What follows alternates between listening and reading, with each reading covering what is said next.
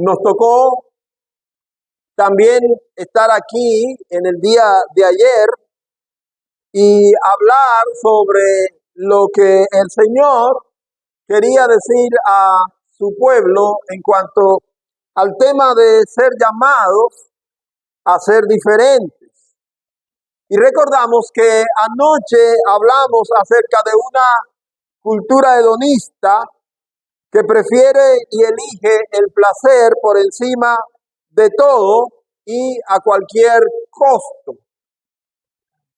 Definimos o describimos un poco esa cultura y los aspectos que caracterizan a esa cultura del mundo en que vivimos. Y consideramos que, conforme a la palabra de Dios, en Romanos capítulo 12, hay un llamado de Dios a los creyentes para ser diferentes. Como dice la Escritura, no se conformen a este mundo, no imiten las conductas y costumbres del mundo. Y el llamado directo de Dios era: transfórmense a través de la renovación de su entendimiento. En ese sentido hablamos de que la razón sí importa. Los creyentes no deben ser dirigidos tanto por sus emociones como por su razonamiento. Es indispensable para el creyente entender que la razón importa. En ese mismo pasaje, Dios a través del apóstol nos dice que nuestro servicio a Él debe ser un culto racional, no irracional. No somos guiados por las emociones o por los sentimientos. Debemos ser guiados por nuestras convicciones. Debemos ser guiados por el estudio de la palabra de Dios y de lo que de eso nosotros sacamos. Cómo está dirigida nuestra mente, entonces vamos a manifestar nuestra fe. Hablamos eso anoche. Hoy nos vamos a concentrar en este pasaje que acabamos de leer y vamos a ver cómo este mundo en el que vivimos está dividido, igual que lo estuvo el mundo en el que nuestro Señor Jesucristo llegó haciéndose carne. El mundo está dividido y de alguna manera nosotros no podemos ser neutrales. Estamos llamados a tomar partido. No podemos quedarnos de brazos cruzados ni sentarnos simplemente a observar cómo el mundo va girando. Necesitamos la acción y a eso estamos llamados y es lo que pretendemos que veamos el día de hoy. Permítanme ilustrar algo de lo que voy a decir con un acontecimiento que sucedió recientemente. El domingo pasado yo estuve viendo el funeral de Charlie Kirk. Algunos de ustedes sí saben quién era Charlie Kirk. Este hombre cristiano, conservador, activista de los movimientos conservadores cristianos en Estados Unidos, pro vida, pro creacionismo, pro creación, estaba en una universidad en Utah haciendo lo que durante varios años él se dedicó a hacer. Y entonces un muchacho joven de 22 años, también activista y miembro de uno de los movimientos de extrema izquierda y defensor de los derechos de todos esos movimientos LGTB, todos esos movimientos de izquierdas nuevos, le dio muerte, le disparó y lo mató. Pero el domingo fue el funeral y el escenario fue un estadio en la ciudad, una ciudad de Arizona, del estado de Arizona, en Estados Unidos, y se reunió una gran multitud, más de 70,000 personas. Algunos dicen que habían cientos de miles de personas. Sin embargo, el estimado oficial es de algo más de 70,000 personas. Fueron allí para solidarizarse e identificarse con el movimiento que lideraba este joven, también de 31 años, que falleció. Pero allí se dieron varios discursos y yo quiero hacer mención a dos de ellos. El primero, Erika Hill, su esposa, la esposa hoy viuda, dedicó unos minutos para hablar acerca de su marido y de los propósitos que guiaban la vida de su marido. Y terminó diciendo ella: a ese joven que le quitó la vida a mi marido, yo lo perdono. Como cristiana, citó primero el texto de Jesucristo en la cruz cuando pidió perdón por sus oponentes y luego dijo: a ese joven yo lo perdono.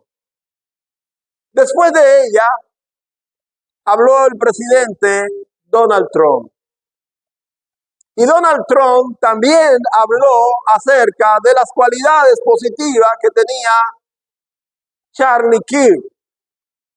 Pero en un momento Donald Trump dijo: con el perdón de Erika, y yo sé que Charlie me estará mirando ahora enojado conmigo, pero de todos modos yo tengo que decir que a mis oponentes, a mis enemigos, a mis contrarios, yo los odio. En el mismo escenario, el mismo día, en el mismo evento, nosotros pudimos ver dos posiciones distintas de dos personas que tienen que ver con la vida de este hombre que falleció y cómo ambos exteriorizan cada uno una posición distinta. La posición de ella, la posición de amor, de perdón, la posición de él es una posición dura como él mismo habló, de odio, de rencor, de venganza. Así está el mundo. Es una ilustración de cómo el mundo en el que nosotros vivimos está. El mundo está dividido. Se habla de una posición de derecha y una posición de izquierda. Se habla acerca de los que defienden la vida y de los que son antivida. Se habla de aquellos que son heterosexuales y defensores de la heterosexualidad y de los que son defensores de la homosexualidad. Y en cada espacio en el que nosotros vamos mirando, vamos a ver posiciones que se alejan una de la otra. Y entonces nosotros, los cristianos, estamos viviendo en medio de esas posiciones y decimos: es mejor quedarse en el centro, ser el equilibrio, ser neutrales, no ir ni a un lado ni al otro. Entonces, amados, si pudiera ser que suene lindo esa posición, que suena bonito tomar una posición como esa. Sin embargo, Dios no nos llama a ser neutrales. Si queremos ser cristianos, tenemos que oír el llamado de Dios y hacia dónde Dios nos está llamando y obedecer, como vimos anoche que nos decía el apóstol, como hijos obedientes, dice la palabra, no os conforméis, no os conforméis. Dos asuntos importantes que también quiero resaltar de esta generación que vivimos, sobre todo la juventud de nuestros días. Hay características que identifican a la juventud de nuestros días. Por ejemplo, la juventud de nuestro día es cibercultural. ¿Y de qué trata eso? Bueno, estamos viviendo en la época en que los jóvenes, al momento, ya no nacen jóvenes, ¿verdad? Nacen pequeños, niños. Dije los jóvenes, iba a decir los jóvenes al momento de nacer. Bueno, los niños al momento de nacer y antes de ser jóvenes ya tienen como regalo no un pañal, no un alfiler, sino un teléfono celular o una tablet o una laptop. Antes, las madres para aquietar a los niños en la iglesia, cuando venían al culto, le traían una muñeca si era hembra o cualquier juguete si era un varón.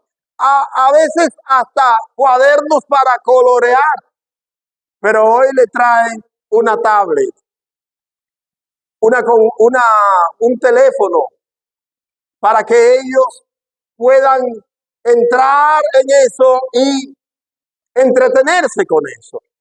Así que esta es la época que identifica a los jóvenes con la tecnología, con los recursos tecnológicos, computadoras, el internet. Los jóvenes llegan a visitar a los abuelos y lo primero que preguntan es, ¿cuál es la primera pregunta? ¿Cuál es la clave del Wi-Fi? ¿O no? Ya no es atractivo ir al campo para bañarse en el río, para comer los frutos. Ahora los jóvenes quieren ir a lugares donde haya facilidades de cobertura del internet. Es una cibercultura. Los sitios de entretenimiento, ya las películas no se ven por los canales habituales de la televisión. Ahora hay miles de oportunidades de acceder a las series y películas que se presentan. Las redes sociales, los videojuegos, todos esos elementos son parte de la vida cultural de la juventud de hoy. Y no podemos ocultarnos a esa realidad o dar la espalda y hacer como que no existe esa realidad para los jóvenes de hoy. Aún estén en nuestras iglesias desde niños, que sus padres se hayan casado como parte de la iglesia y ellos han nacido como familia de la iglesia. Aún así, el alcance de la tecnología y de estas características tecnológicas están impregnadas en la vida diaria de nuestros jóvenes. Se ha levantado un movimiento que también es etiquetado en esta generación que se llama contracultura. Y este movimiento de contracultura que aunque es menor y no es tan conocido es aquellos que se oponen al uso de todos esos elementos tecnológicos y quieren volver a vivir como se vivía en el pasado. Obviamente, nosotros sabemos que el éxito no está garantizado para los contracultura. La juventud cristiana no puede, conforme vimos anoche, conformarse a ser parte solo de la cibercultura o de repente incorporarse para ser parte de la contracultura. Lo que la juventud cristiana debe hacer es buscar saber cuál es el llamado de su maestro, de su Salvador, de su Señor, de su Cristo. Y como vimos anoche, la verdad es que los jóvenes cristianos están entretenidos y no hay nada que les cause más aburrimiento que la lectura y el estudio de la palabra de Dios. Y ese es un serio problema si vamos a ser cristianos. Porque si somos cristianos, la palabra de Dios no debe ser aburrimiento para nosotros, más al contrario, la palabra de Dios debe ser deliciosa para nosotros. El Salmo 1 dice: bienaventurado el varón que no anduvo en consejo de malos, ni estuvo en camino de pecadores, ni en silla de escarnecedores se ha sentado, sino que en la ley de Jehová está su delicia, y en su ley medita de día y de noche. Es una tarea que tenemos. Es algo que debemos llevarnos. ¿Dónde está nuestra delicia? En sentarnos a contemplar, a disfrutar de las cosas que el mundo nos presenta, o si nuestra delicia está en aprender y avanzar en el contenido de la verdad que la Biblia nos presenta.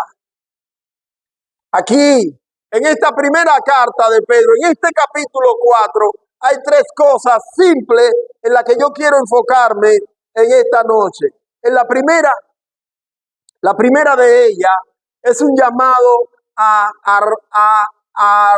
armarnos. No a armarnos, sino a armarnos con el pensamiento de Cristo. Adoptar el pensamiento de Cristo. La segunda cosa que Pedro nos va a presentar es a dejar atrás el pasado, nuestro pasado. Y finalmente, no correr como corren ellos. No correr como corre la gente del mundo. Miren lo que dice el versículo 1 del capítulo 4. Puesto que Cristo ha padecido por nosotros en la carne, dice: vosotros también armaos del mismo pensamiento. El modelo, amados hermanos, ¿es quién? ¿Quién es el modelo para nosotros? No, como dice Bob Esponja, no los escucho. Ah, Cristo, ahora sí. Cristo es el modelo. Ahora, pongan atención que lo que nos está diciendo el apóstol no es una cosa simple. Noten que él comienza diciendo que Cristo ha padecido por nosotros. El modelo de Cristo que él nos está presentando no es el Cristo glorioso subiendo en gloria para ir a la diestra del Padre. El modelo de Cristo que nos presenta el apóstol no es el Cristo de la transfiguración. El modelo que el apóstol está presentando no es el Cristo que camina sobre el mar, que multiplica los peces, que sana a los enfermos, que levanta a los muertos. El modelo de Cristo que el apóstol presenta es el Cristo sufriente. Noten que la palabra dice, puesto que Cristo padeció por nosotros. Y luego dice, armaos vosotros, ¿de qué cosa? Del mismo pensamiento. Anoche hablaba de esta generación hedonista, que es amante del placer sobre todo. Amados hermanos, y el llamado era a no conformarnos a ellos. ¿Y saben por qué? Porque los cristianos estamos llamados, jóvenes y adultos, ¿a qué? A sufrir por Cristo. No es una palabra popular, no es una palabra agradable, pero jóvenes amados cristianos, jóvenes del Señor, si ustedes son de Cristo, deben imitar a Cristo, no solamente en su glorificación, no solamente en la resurrección que esperamos, también hay que armarse del pensamiento de Cristo en los sufrimientos que Cristo pasó por nosotros. Yo sé que ustedes no quieren, ni yo tampoco quería, pero hay que aprender con la Biblia que ser cristiano no es ser popular, que ser cristiano no es arrancar los aplausos, que ser cristiano no es poner a la gente a reírse de nosotros. Ser cristiano y ser seguidor de Cristo es imitar a Cristo en todo lo que Cristo hizo, y eso incluye el sufrimiento.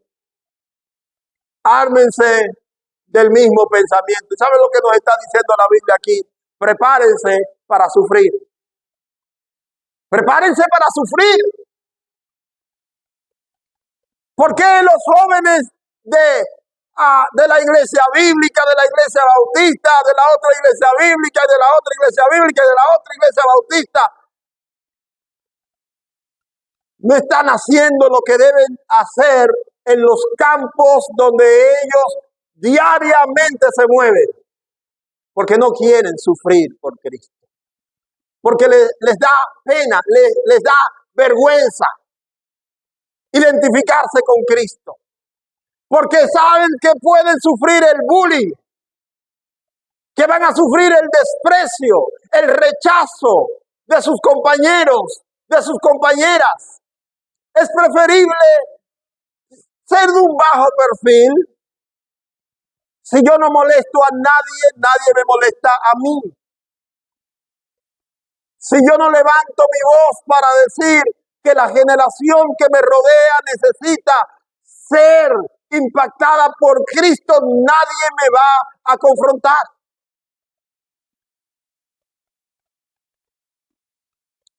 Pueden imaginar conmigo el Evangelio de Lucas, cuando nos presenta a Jesús con 12 años de edad. ¿Recuerdan esa escena, verdad? Es el único pasaje que presenta a Jesús en su adolescencia. Es el único pasaje donde Jesús es un jovencito. ¿Y qué está haciendo Jesús? Bueno, la historia comienza diciendo que, como era costumbre, iba con su familia a Jerusalén a adorar. Pero en un momento lo perdieron de vista. ¿Y dónde estaba Jesús? ¿Qué estaba haciendo Jesús? Jesús estaba debatiendo, confrontando, discutiendo. ¿Con quiénes lo hacía? Con quienes tenían supuestamente la autoridad de la palabra. Y Jesús estaba con ellos y estaba debatiendo con ellos. ¿Cuánta falta hace que los cristianos jóvenes de hoy en día se preparen para debatir sobre la palabra de Dios. Porque en este tiempo, en esta generación que estamos viviendo, es una generación donde hay mucha gente que supuestamente está proclamando la palabra de Dios, pero cuánta falta hace que la verdad bíblica esté al frente de la gente. ¿Por qué los jóvenes cristianos prefieren mantener un perfil bajo y solamente ser cristiano cuando están en los templos, en los cultos,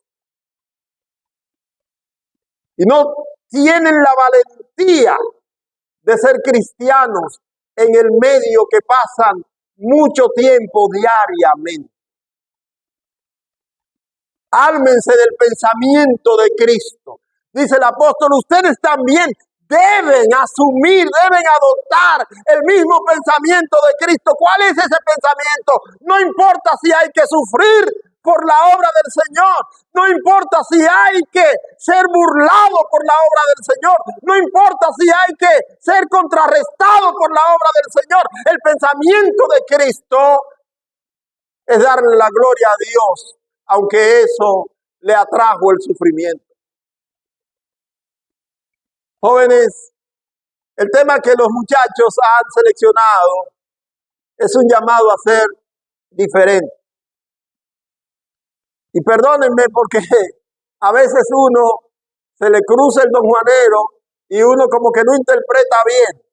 Para mí, ser diferente no es solo ser diferente al mundo, es ser diferente al montón de evangélicos que hay sentados sin hacer nada por Cristo.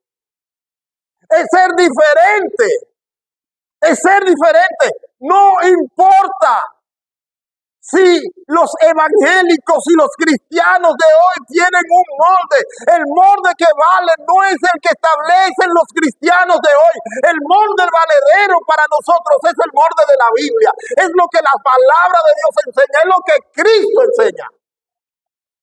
Y el llamado es hacer como Cristo quiere que seamos. Como Cristo quiere que seamos. Jesucristo es el modelo. Pedro inicia diciéndonos, no hay otro modelo que valga. Todos los demás son modelos temporales, pero el modelo permanente es Cristo. Yo sé que usted quisiera ser como un hombre de esos del pasado. Tremendo, la Biblia nos va a presentar el testimonio de grandes hombres de Dios. En Hebreos capítulo 11 resalta lo que hicieron esos hombres. Pero nosotros no estamos llamados a imitar a esos hombres. Nosotros estamos llamados a imitar a Cristo. Él es el modelo. Y los jóvenes de hoy, como los adultos cristianos, tenemos que enfocar nuestra mirada, nuestra atención a mirar a Cristo en las Escrituras para imitarlo. La segunda cosa que dice el apóstol es, dejen atrás el pasado. Versículo 3 dice, baste ya el tiempo pasado para haber hecho lo que agrada a los gentiles. Y a continuación dice una serie de comportamientos pecaminosos, impíos, que deben ser dejados de lado. Pero noten esta primera parte dice, basta ya del tiempo pasado para haber hecho lo que agrada a los gentiles. El llamado es que, ¿a quién debemos agradar? Vamos a agradar a la gente que está en nuestro medio. ¿A quién nosotros estamos llamados a agradar? ¿Quién es el que nosotros queremos que sonría con nuestras acciones, con nuestras actitudes, con nuestra conducta? ¿Quién debe sentirse satisfecho? ¿Quién debe sonreír con nosotros?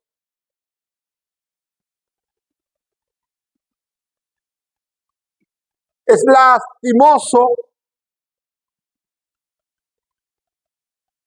que nosotros caminemos paso a paso con gente que todos los días está ofendiendo la cruz de Cristo. Y que nosotros nos complazcamos con ellos, nos sonreímos con ellos, nos divertimos con ellos. Esta generación de hoy, la que vivimos en el mundo de hoy, es una generación también que se caracteriza por darle valor a los antivalores, por imponer aquello que es impío, que es contrario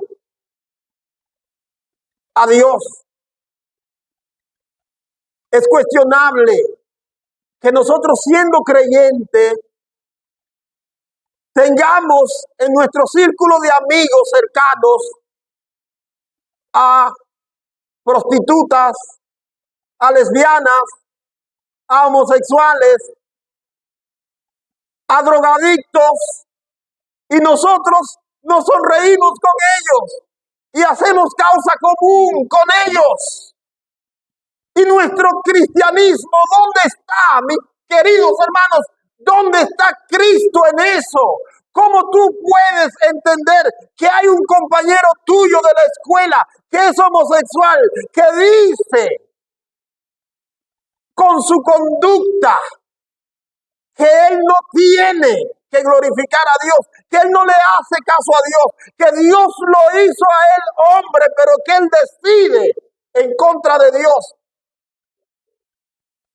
Y tú, que eres cristiano y cantas en la iglesia y vienes a la iglesia, eres parte de un ministerio de la iglesia, te complaces con él, te ríes con él, haces canes con él o con ella.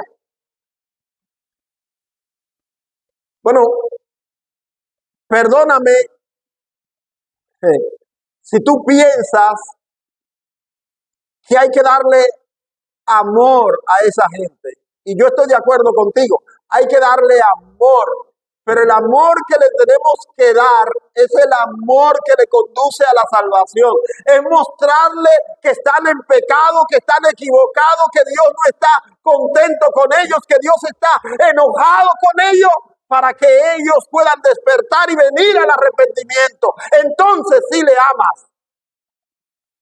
Pero mientras tanto, si estás entreteniéndolo en su pecado, por más que lo digas, no le amas. Dejen atrás el pasado. El pasado nuestro estaba bañado de conductas contrarias a lo que Dios espera de nosotros.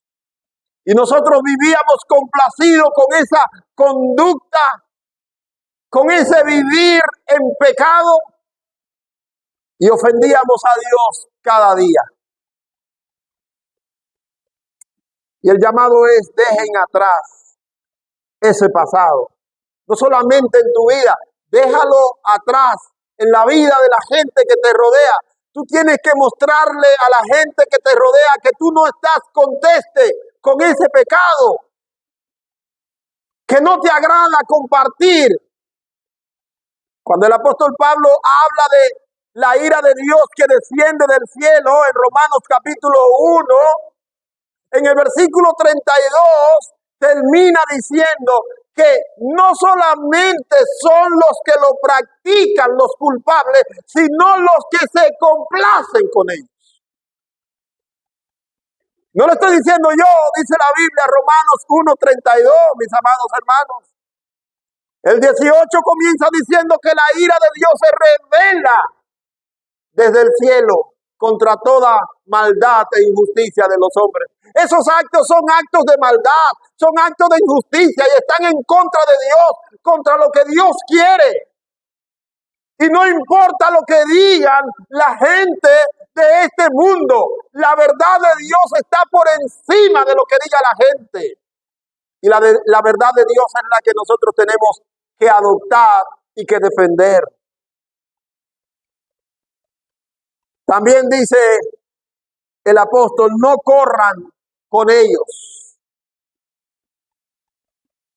Correr con ellos significa estar a la par, al lado de ellos, seguir el sendero que ellos siguen, caminar el camino por el que ellos caminan.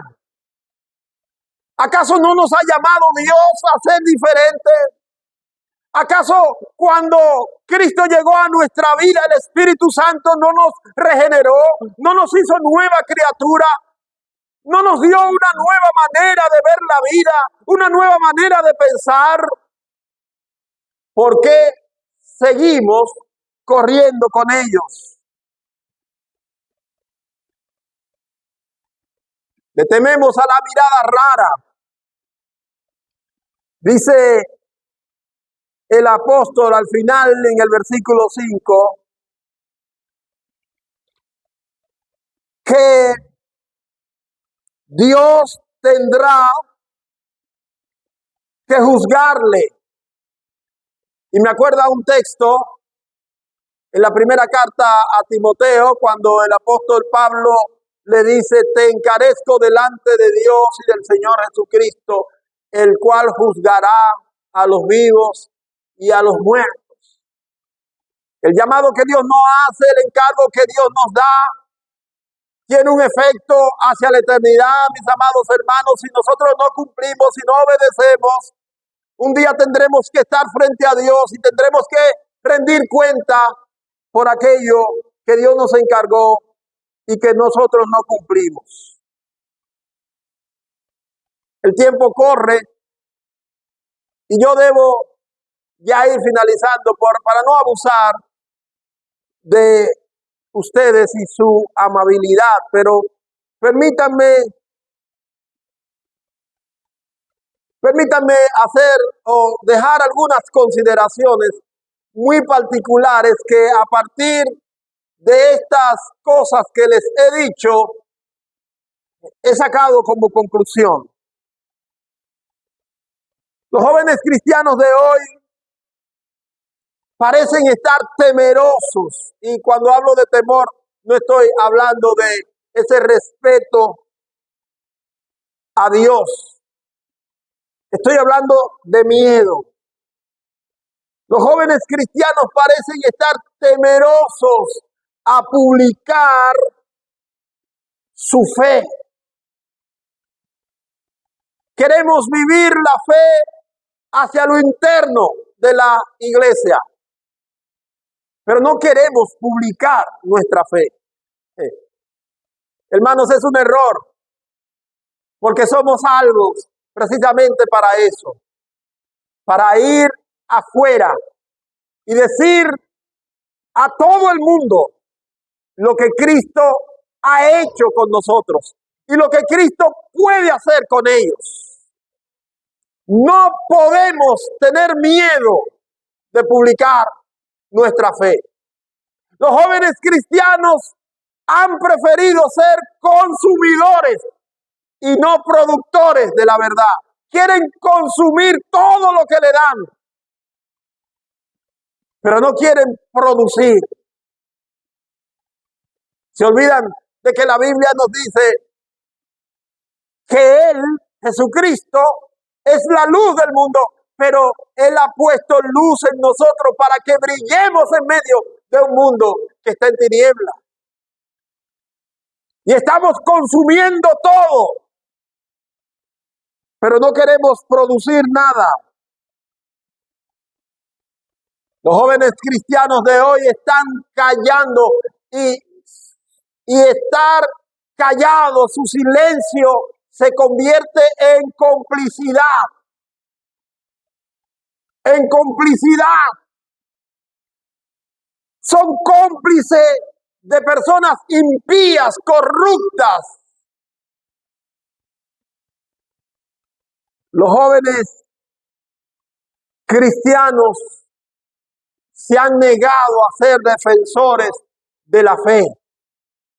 Como dice Judas, que escribe a los hermanos que le escribió, animándoles a batallar ardientemente por la fe. La fe debe ser defendida, la fe debe ser debatida, La fe debe ser presentada ante el mundo. No somos cristianos para estar dentro de cuatro paredes y hacer actividades dentro de cuatro paredes. Somos cristianos y enviados al mundo para dar testimonio de lo que Dios ha hecho con nosotros. No te avergüences de la fe. Y yo me he hecho algunas preguntas. Perdónenme si alguno de ustedes se ofende con mis palabras esta noche. La primera pregunta que me he hecho: ¿por qué los jóvenes cristianos, que son tan buenos como el que más en el manejo del internet y de las redes sociales, no inundan esos medios con podcast y lives cristianos? La mayoría de los jóvenes cristianos dominan el uso de la tecnología, pero solo consumen lo que esa tecnología trae, pero no llenan las redes sociales con eso que Dios ha puesto en el corazón de ellos. Nos quejamos y hasta opinamos de la gente que hace cosas equivocadas. Hay tantas muchachas jóvenes vendiendo sus cuerpos a través de las redes sociales.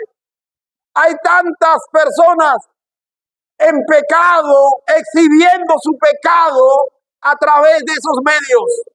Pero los cristianos solo criticamos y tenemos las facilidades para hacerlo, pero no hacemos la verdad que tenemos, no lo mostramos. ¿Por qué no lo mostramos? Me pregunto también, ¿por qué hay tan pocos programas y canales en YouTube dirigidos por cristianos? Cuando esa es una herramienta que está llegando a todo el mundo y nosotros mismos buscamos programas y buscamos contenido en ellos. ¿Por qué nosotros que tenemos la facilidad no lo hacemos? ¿No lo dirigimos? Otra pregunta que me hago es esta: ¿por qué en las promociones y graduaciones escolares impera el desorden de la música urbana y la bachata y no se nota una influencia de estudiantes cristianos? ¿Por qué? Porque los jóvenes cristianos tienen miedo. Tienen miedo de exhibir su fe. Tienen miedo de mostrar y publicar y batallar y sufrir. Porque los jóvenes cristianos le tienen temor al rechazo. Porque le tienen temor al que le digan que no. Porque los jóvenes cristianos simplemente han preferido ser de bajo perfil. Y oigan, simplemente eso no puede continuar así. El llamado a ser diferente es un llamado para todos los que estamos aquí. Termino con un texto de la Biblia. Yo sé que ustedes quieren que yo termine, por eso voy a terminar. Miren, en primera de Juan, capítulo 2 y versículo 14, la palabra de Dios dice: les escribo a ustedes jóvenes porque son fuertes y la palabra de Dios permanece en ustedes y han vencido al maligno. Ahora yo no sé si tú puedes tomar esa palabra y aplicarla a tu vida. 3 cosas dice el texto acerca de ti, joven cristiano que estás aquí. Lo primero que dice la palabra es que eres fuerte. La pregunta es verdad que eres fuerte? Y si eres fuerte, ¿por qué aparenta ser tan débil? La segunda cosa que dice el texto es que la palabra de Dios permanece en ti. Es verdad que la palabra de Dios permanece en ti. Es verdad que tú puedes decir como el salmista dijo, en mi corazón he guardado tus dichos para no pecar contra ti. ¿Cómo está la palabra de Dios de verdad en tu vida? ¿Cómo está la palabra de Dios habitando en ti? Y la tercera cosa que dice es, habéis vencido al maligno. Es verdad que lo venciste. Sí, pastor, es que yo lo vencí en Cristo. No, pero yo te estoy preguntando, ¿tú has vencido al maligno en tu vida? ¿Lo has vencido tú al maligno en tu vida? ¿O puedes, o pareces un vencido por el maligno? Yo dije que con esto terminaba y no voy a seguir más. Le voy a pedir que inclinen su rostro, por favor.